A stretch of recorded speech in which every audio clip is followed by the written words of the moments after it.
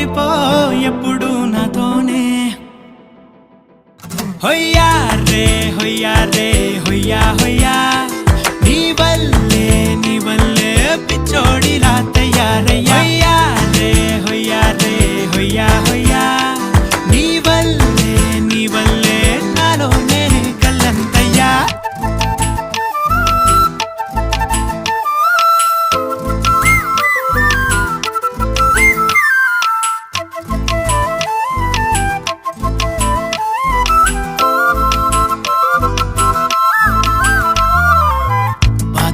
భరించడం అందులోంచి బయటకి రావడం చాలా చాలా కష్టం అని ఏంటో అంతా అంటుంటారే.